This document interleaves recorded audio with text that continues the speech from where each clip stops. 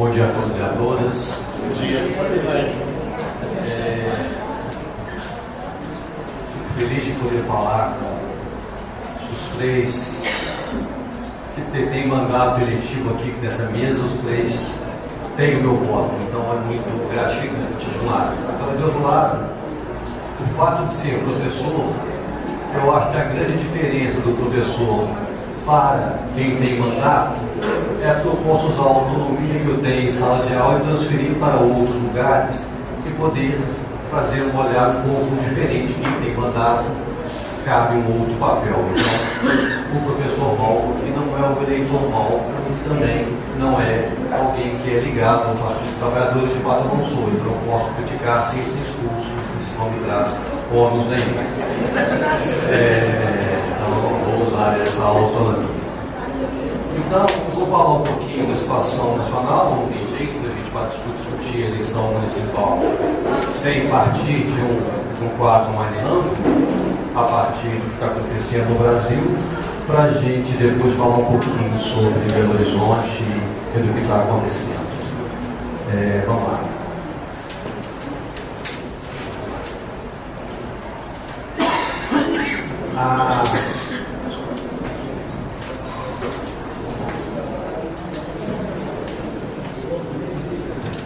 Essa tempestade perfeita, formada desde o início de 2015, com a junção de três crises que sempre nos moldaram, mas nunca com tanta intensidade e por estarem juntas, trouxeram um cenário bastante adverso.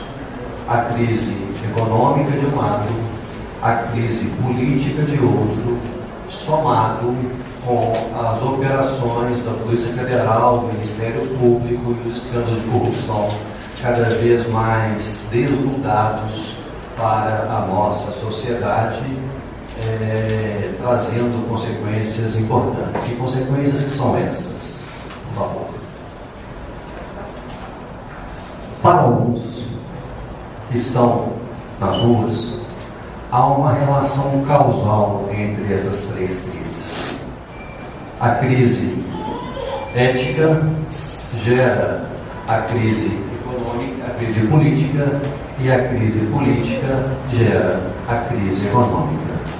Para este grupo, basta tirar o PT do poder que as coisas estariam resolvidas. Este grupo, apesar de fazer muito barulho, ele é um grupo pequeno, A maior parte das pessoas vai trabalhar com outro cenário, não com a relação de causa e efeito dessas três crises e responsabilizando o Partido dos Trabalhadores, mas vai trabalhar com o cenário do slide que segue, que é: os partidos são todos iguais. O que o PT tem feito de errado também foi feito pelo PMDB, também foi feito pelo PSDB, e isso está corroendo as estruturas do nosso Brasil. Nesse sentido, a imagem das nossas elites políticas como um todo ficam muito desgastadas. Então, quando a gente vê o Fora Temer, que é muito legal, não quer dizer que é volta Dilma. Esse eu acho que é o grande dilema do momento atual. As pessoas querem o Fora Temer, mas também não querem o volta Dilma. E para onde vamos nesse cenário? Esse é um quebra-cabeça que a gente vai tentando trabalhar. E nesse sentido, eu queria parabenizar, Pedro, a chamada da palestra ficou muito interessante na montagem do quebra-cabeça para convocar para a plenária aqui. Está de parabéns. Nós fizemos uma pesquisa em Belo Horizonte. Eu acho que a professora Mara trouxe alguns dados delas aqui para vocês. A gente fez junto, né? Eu, além de cientista político, professor da PUC, eu tenho empresa de pesquisa de opinião pública, e junto com a professora Mara nós fizemos um diagnóstico do cenário de valores da população de Belo Horizonte. E quando nós perguntamos que nota de 0 a 10 que eles dão aos três principais partidos, de 0 a 10, a Andréa sabe que passa bem na escola com 6, mas o PT tem uma nota média de 2,7, o PMDB de 2,6 e o PSDB de 3,0. falando de Belo Horizonte, onde a gente sabe que o PSDB tem uma imagem forte, etc. Falando de Belo Horizonte, a gente sabe que o PT tem uma imagem forte, etc. O PMDB a gente nunca sabe que imagem que tem, mas está claro, tem a mesma nota, o mesmo posicionamento dos outros dois partidos políticos, dois maiores partidos políticos. O que nos aponta, então, que os partidos não representam mais as pessoas. Ok, se nossa democracia é personalista, se o nosso eleitor vota nas pessoas, deixa para lá os partidos, vamos olhar nas pessoas. E quando olhamos as lideranças nacionais, a surpresa é a mesma. As pessoas também não representam mais os eleitores. Para mostrar isso, nós pegamos 5 áreas bastante sensíveis que cabem às nossas elites políticas. Então, quem pode dar mais atenção à população pobre, quem pode manter a ordem no Brasil, quem pode manter nossa economia forte e o crescimento do poder de compra da população, quem pode reduzir a corrupção no Brasil, quem pode fazer uma nova política. Antes de olhar o ladozinho mais colorido, o lado da esquerda do gráfico, eu queria olhar um pouco para a direita, no que é o bege e o que é cinza, o que é nenhum deles e o que é não sabe e não respondeu. Para todos os itens, o menor índice que eu tenho de incapacidade de solução de problema por parte de nossas lideranças é dar atenção à população mais pobre, no qual 33% das pessoas falam que nenhum deles ou não sabe quem pode dar mais atenção. Somando a manter a economia e fazer uma nova política, a 42% fala que nenhum deles é capaz. E quando eu olho as figuras públicas, nós avaliamos Lula, Marina, Juiz Moro, Aécio, Dilma, Bolsonaro e Temer. Vai mostrar alguns dados muito significativos. Primeiro, que imagem que ficou do Lula nessa história? Continua sendo alguém que é capaz de dar atenção à população mais pobre, é quem lidera com 20%.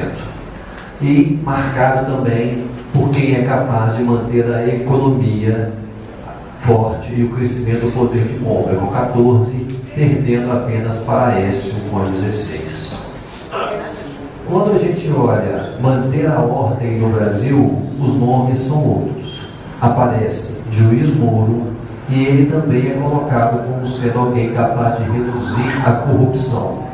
Mas nas outras esferas da política pública, do que depende da ação para transformar a vida das pessoas, ele não tem nenhuma outra entrada. Quem lidera as pesquisas de opinião hoje, quem lidera é Lula, logo em seguida vem Marina, mas a Marina ela vai ter 2 marcas: dar atenção à população mais pobre e fazer uma nova política. Felizmente, Bolsonaro, o azul clarinho ali, o único lugar que ele tem um espaçozinho maior é fazer uma nova política, que ele tem 4%, e o que mais impressiona é o lugar do presidente Temer, que ele tem 1% em todos os itens analisados. Então, o nosso presidente não tem nenhuma capacidade de formar a população.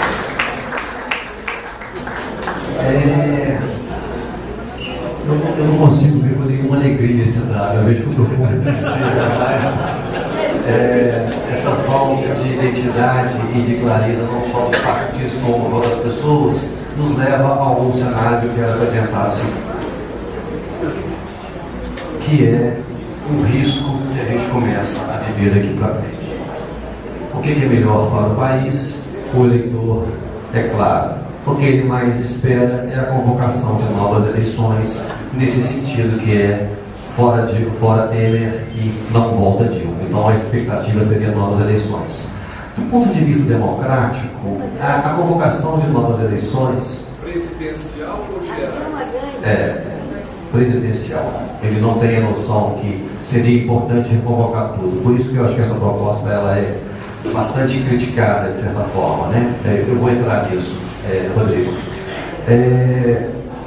Quando o que as pessoas esperam? A convocação de novas eleições, 38%, o impeachment da presidente Dilma, 23%, a manutenção da Dilma, 18%, ou seja, empata um com o outro, a cassação da chapa Dilma e Temer pelo Tribunal Superior Eleitoral, 9%, e a renúncia da presidente, 9%. Então, o que as pessoas querem são novas lideranças. E, dentro dessa dicotomia, eu não consigo ver tanta crítica ou tanta separação entre petralhas e coxinhas. Eu acho que é uma convergência que tem que ser colocada, tem que ser tornada pública em relação a algumas questões. Aonde que os dois lados têm razão? Aonde que os coxinhas depois viraram trouxinhas, depois viraram escondidinhos, mas dentro dessa metamorfose, aonde que eles têm razão? E eles têm razão em algumas coisas. Eles estão corretos em apontar o tamanho da corrupção.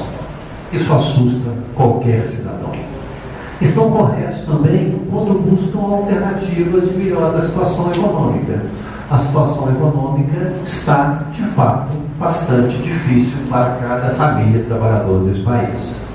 E estão corretos, e aí eu acho importante falar disso, quando falam no estelionato eleitoral da presidente Dilma, que foi eleita com uma agenda e governou com outra. E o estelionato eleitoral é tão comum na nossa democracia, nós já vivemos o quarto estelionato eleitoral agora com Temer. O primeiro estelionato eleitoral que nós vivemos na democracia recente foi Fernando Collor, que se elegeu com uma agenda de caçador de marajás e logo depois mostrou vários problemas em relação à corrupção.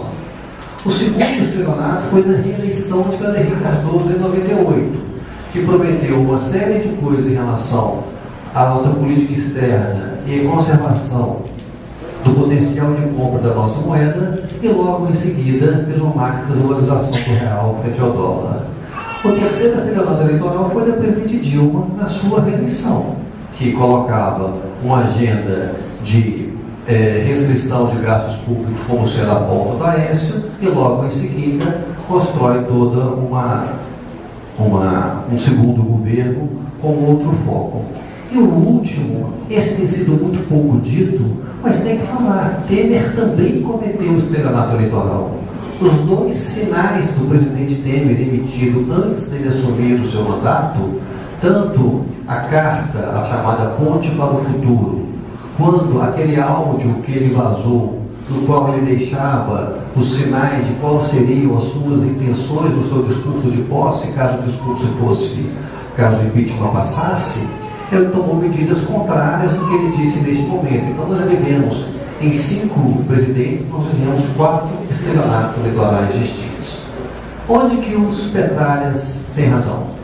Os petralhas estão corretos ao apontar que as práticas do PT no governo são as mesmas dos antecessores, seja no financiamento de campanha, seja nos crimes tributários. Todos pedalaram, todos fizeram uso do mesmo dinheiro para chegar ao poder. E estão corretos também quando dizem que a justiça tem sido seletiva e prioriza muito mais o combate à corrupção oriunda do partido do que no sistema político como um todo. Então, uma justiça muito mais preocupada em punir o Partido dos Trabalhadores do que, de fato, gerar punição a outros partidos. Agora, por que nesse cenário a Dilma foi retirada do poder? Aí eu volto à minha origem na ciência política, que é os estudos entre a correlação entre economia e voto. Quando o começo dessa história, ela tem a ver com quando Clinton vai disputar a eleição contra Bush e começa a ter discussão da questão da Mônica Lewinsky, etc., toda aquela história, a eleição podia passar por outros fatores, e se pergunta no Clinton que risco que ele via de perder a eleição.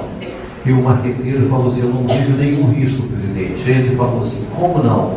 E o marqueteiro falou: veja a economia, idiota. Então essa frase tornou-se célebre porque o marqueteiro chama o presidente de idiota e colocando que a economia é maior do que qualquer outra coisa. E de fato, quando a gente olha a correlação da avaliação entre a aprovação da presidente Dilma e a perspectiva da economia dos cidadãos, olha como é que as curvas são muito parecidas. O azul é a percepção sobre a economia, o vermelho é o percentual de aprovação da presidente Dilma.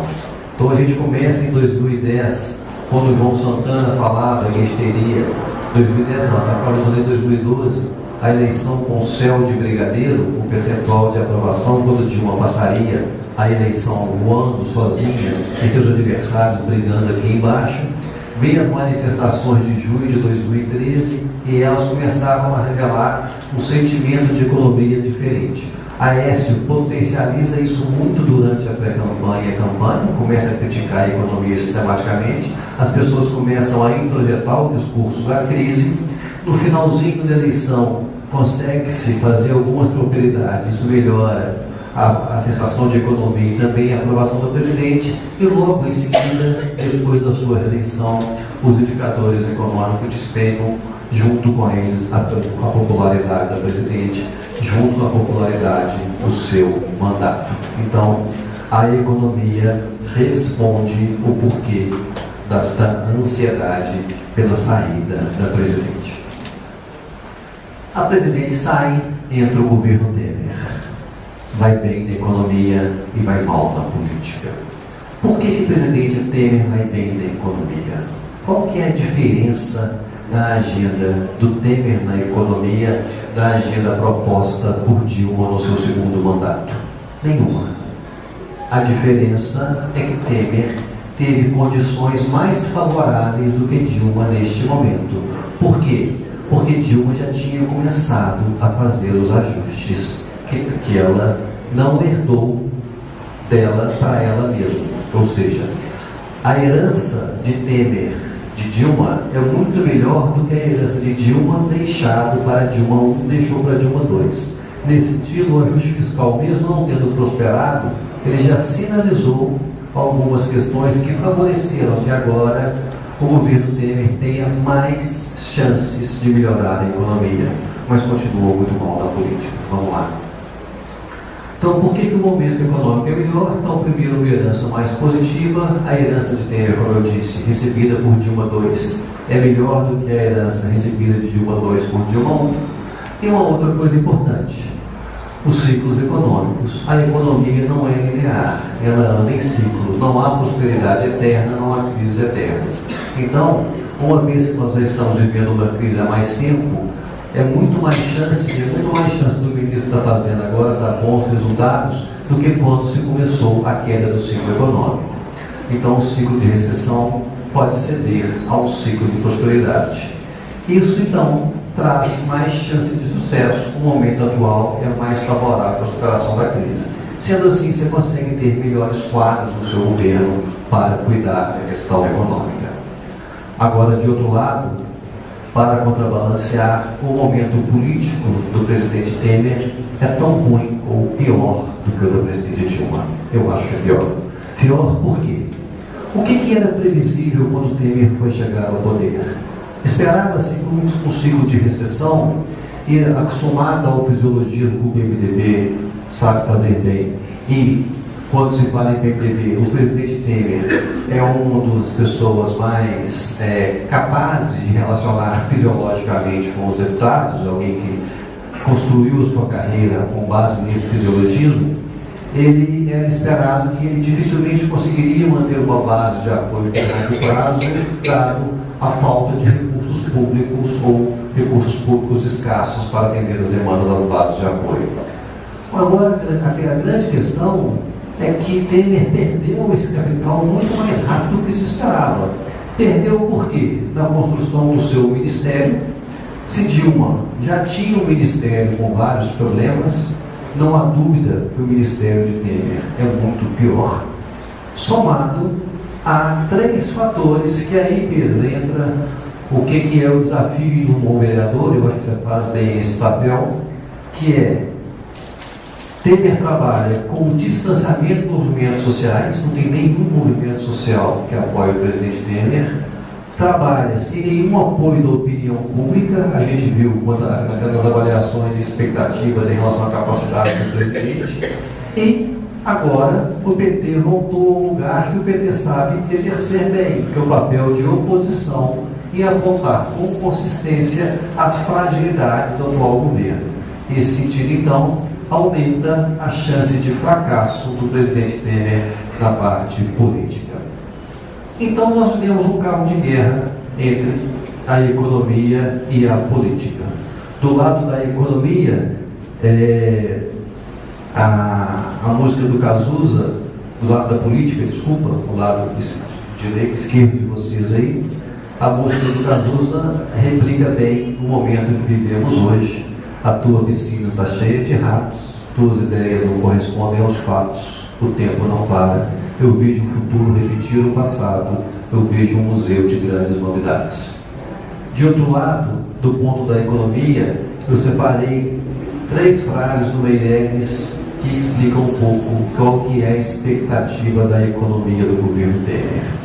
A primeira delas é a linha que não se pode ter um piloto que só tenha acelerador e que não tenha breque, ou seja, a necessidade de contenção dos gastos públicos. A outra frase é uma expectativa que não se concretizou, que os mercados tenderão a reagir ao direcionamento concreto com medidas que sinalizem uma sustentabilidade do Estado brasileiro no longo prazo. Então, uma expectativa de reversão do quadro a longo prazo.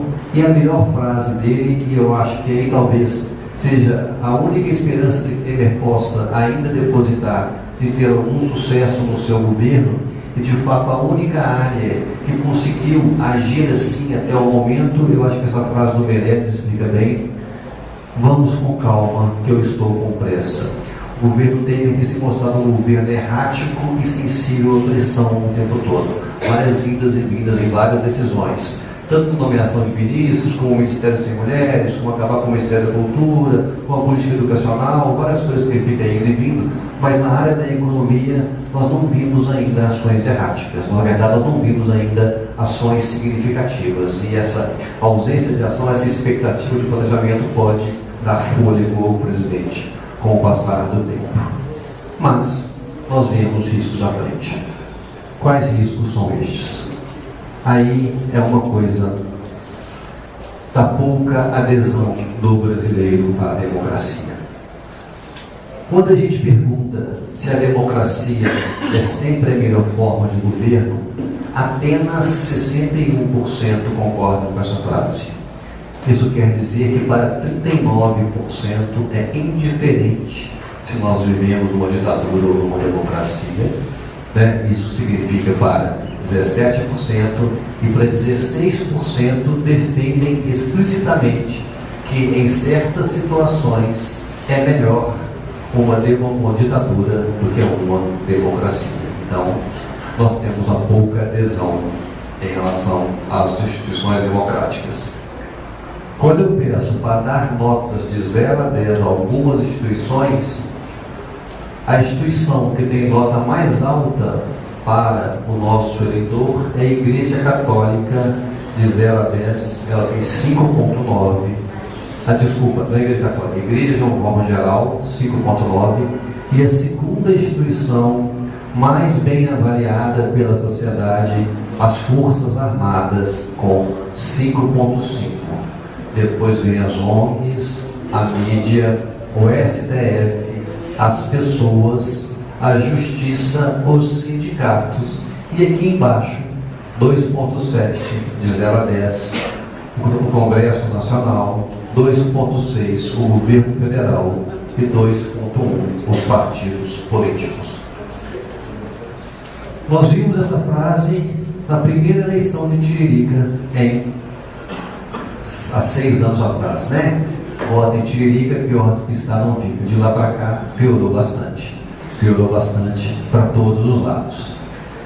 E com um discurso de reforma política. E quando eu falo reforma política, tem que separar o que foi votado em 2015 e o que chegamos, o que é necessário fazer para ter melhores resultados do ponto de vista para superar a crise de legitimidade que nós vivemos. A reforma de 2015 ela teve uma grande vantagem. Com todos os problemas de Eduardo Cunha na condução da reforma, de fato, todos os pontos que eu vou listar aqui foram discutidos em 2015. Agora, Eduardo Cunha fez uma coisa que foi muito fantástica. Ele usou a teoria do bode. Ele trouxe o bode para a sala, que é, vocês conhecem a teoria do bode, né? O casal com problema, discutindo muito em casa, procura um consultor, o consultor fala, compra um bode. O cara compra um bode em casa, compra um bode. Então eles compraram o bode, passou 30 dias, o bode comeu tudo da casa, comeu o sofá, a vida daquela família ficou em inferno. Eles voltaram ao consultor e falaram assim, agora tira o bode, como é que você vê que a vida fica boa. A reforma política de Eduardo Cunha fez isso. Estava se discutindo vários temas e ele trouxe o chamado distritão para resolver os problemas. Quando ele trouxe o distritão, ele pôs o bode na sala. A hora que ele tirou o distritão, nós ficamos muito felizes de continuar tudo como estava, com pequenas modificações que trouxe algumas consequências. Quais são os problemas da nossa política hoje? Primeiro, o alto custo das campanhas. Esse, não sabemos o que vai acontecer. Eu falo que não sabemos porque eu tenho certeza, Pedro, que só esta eleição será regida pelas regras que estão vigentes neste momento. É uma eleição ímpar desse ponto de vista. A próxima eleição, a reforma política que vai acontecer em 2017, vai alterar essas regras. Elas são completamente absurdas. Primeiro, elas reeditam o que nós vivemos no financiamento de campanha hoje, é exatamente igual quando Fernando Collor de Mello foi eleito. Patrus já deve lembrar dessa época. Mas em 89, Patrus, também não se podia ter doação de empresas privadas. Era apenas de pessoas físicas. E era uma eleição regida principalmente pelo Caixa 2. Este ano a diferença do Caixa 2 está mais visível, mas não quer dizer que ele não vai acontecer, né? Então nós veremos sim uma explosão do Caixa 2 na campanha de 2016. Um outro problema, a falta de identidade dos partidos, tal como a gente viu pelas pesquisas mostradas até atrás, e a distância entre os interesses dos representantes e dos representados. As pessoas não se veem na ação dos seus políticos a boa vontade popular sendo atendida. E por fim, a distorção nas regras de escolha, nas regras de conversão de votos em cadeiras, principalmente a partir da coligação nas eleições proporcionais somadas à lista aberta, onde nós somos o único país do mundo que convive com essa discrepância.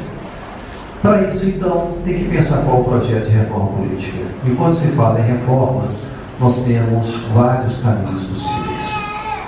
O nosso sistema, ele está marcado. Tem os eleitores, os partidos, as eleições se organizam em campanhas que se formam um governo. Nesse sentido, nós temos algumas questões que caracterizam o nosso modelo atual.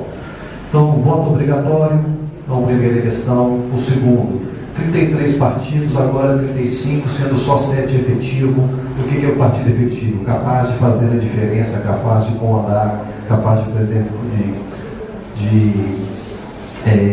encaminhar de fato decisões na arena legislativa. Um sistema eleitoral proporcional para o legislativo, majoritário para algumas eleições, marcado pelo preço de coligações, as campanhas caras, com baixa responsabilidade, ninguém tem compromisso com o que diz, e personalistas focadas em pessoas, e um governo com dificuldade de formação de maiorias e com vínculos privados com os financiadores de campanha. Para isso, então, há várias discussões sobre soluções possíveis para isso. O voto obrigatório, mantê-lo ou não, criar postos de desempenho, unificar eleições, fim das coligações, financiamento público, filiação partidária do domicílio eleitoral, a fidelidade partidária, o tempo de reeleição e mandato, o sistema eleitoral, a suplência de relador e data de posse.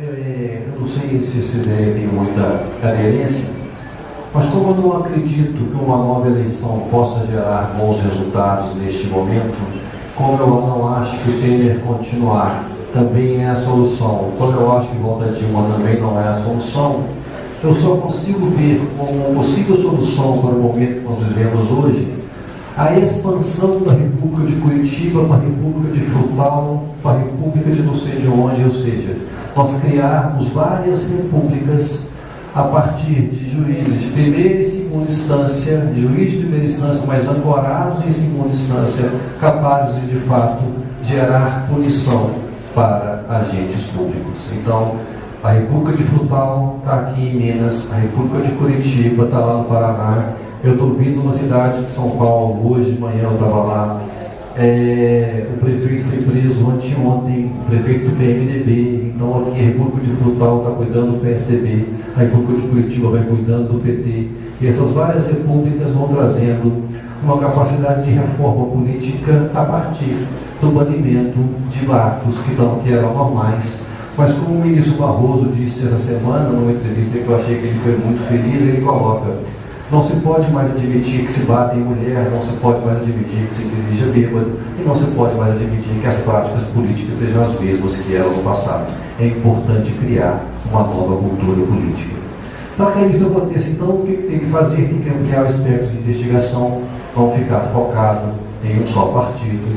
Tem que cuidar para não cometer excessos e inviabilizar a imputação de penas, e há vários excessos cometidos, principalmente pela República de Curitiba. Tem que contribuir para a construção de um novo ordenamento jurídico, no qual tem proteção também o investigado, isso não está acontecendo neste momento. Tem que contribuir para a execução de uma reforma política ou de uma reforma dos políticos. E eu acho que não pode parar, independente de qual seja o desfecho do cenário atual. Nós teremos que passar uma depuração para que tenhamos melhores fatos no futuro. Dito isto, nós chegamos à nossa terrinha, chegamos no quintal de casa. Chegamos no quintal de casa, então, por todos esses problemas evidenciados: a falta de representação, a falta de identidade partidária. E em Belo Horizonte, com um quadro um pouco específico.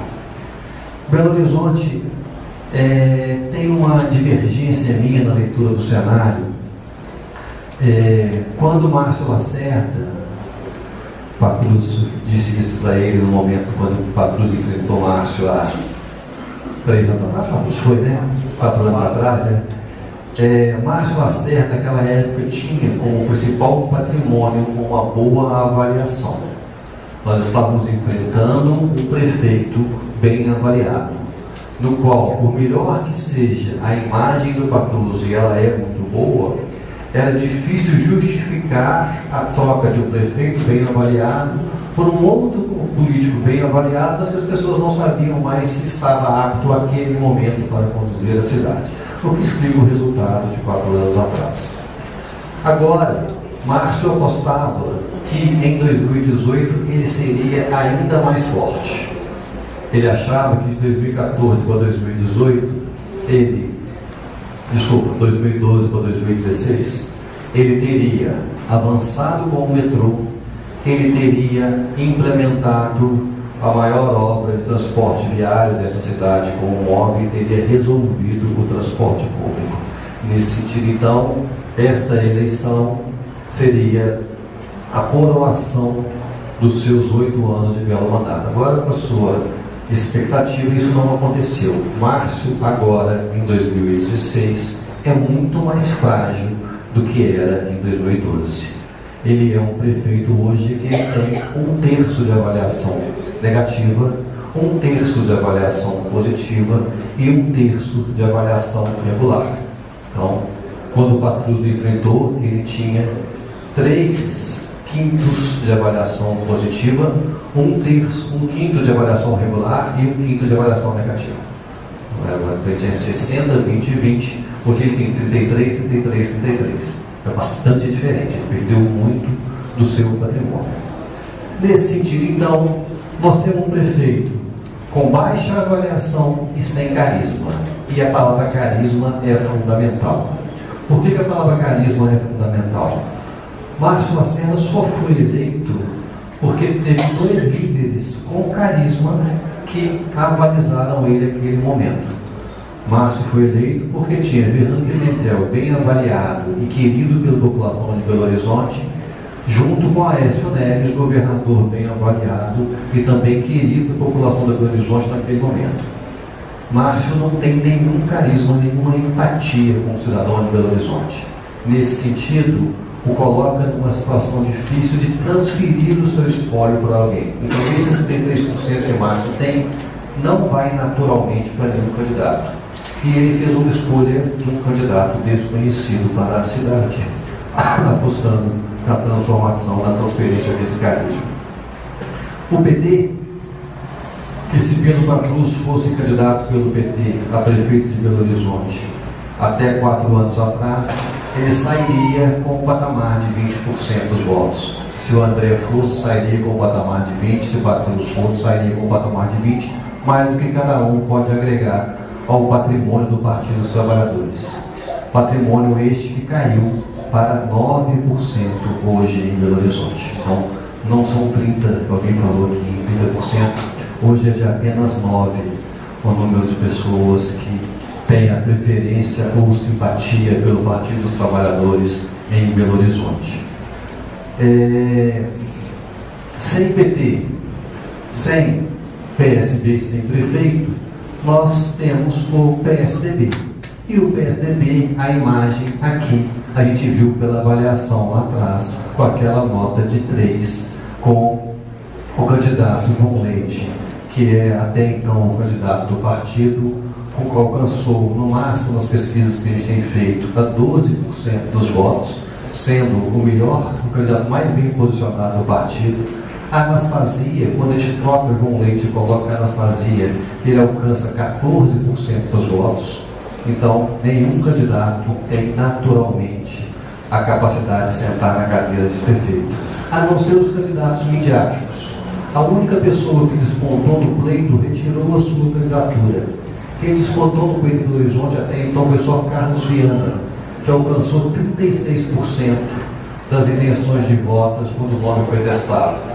Carlos Viana é da Record e da Itatiaia, né? O peso maior dele, André, é pela Record, mais do que pela Itatiaia. As pessoas reconhecem mais ele pela Record do que pela Itatiaia. Da Itatiaia, nós temos João Vitor Xavier, que teve 5%, colega seu da Assembleia. Nós temos o Caixa, que tem 7%. Do futebol tem também, além do Caixa, tem Calil, que tem 6%. Então, é um cenário que nós temos hoje em Belo Horizonte, 50% dos eleitores, quando a gente apresenta uma lista de 12 candidatos, aí eu vou incluir aí Paulo Lamarque, vou incluir Eros Biondini, vou incluir Marcelo Álvaro Antônio, e com um grupo de 12 candidatos, metade da população não faz escolha.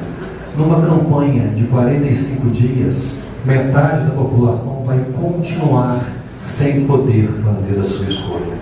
O que aumenta o risco deste tipo de candidato, que tem alguma possibilidade um pouco maior com o eleitor, sair na frente e fazer a diferença. Ou seja, bons ventos não nos esperam nessa disputa. E, somado a isso, o Partido dos Trabalhadores vai ter uma dificuldade maior do que todo e qualquer partido. A grande dificuldade do PT em todas as cidades é trazer a discussão para o nível local. E essa é a salvação do PT. Eu só acho, para o PT voltar a ser o que é, ele vai ter que voltar a lá em 1993, quando Patrus foi eleito prefeito, a primeira vez na cidade, e fazendo políticas públicas no nível local completamente diferente do que as elites políticas estão acostumadas a fazer. Então, o desafio do PT é se reinventar e reinventar a política. E isso não vai acontecer de cima para baixo, vai acontecer de baixo para cima. Eu acho que esse é o desafio, essa é a oportunidade que esse cenário tão adverso nos traz para a eleição de vereador. Por isso, Pedro, que eu acho que cabe a gente que gosta do PT olhar para o município com muito mais carinho do que tem sido olhado neste momento. Eu acho que o PT tem que parar de olhar para Brasília, reconhecer que o Fora Temer não é volta de uma e pensar o jeito de fazer diferente a política no nível local, para que o partido possa alcançar lugares que já teve de importância fundamental à democracia deste país. Muito obrigado e fico à disposição de vocês.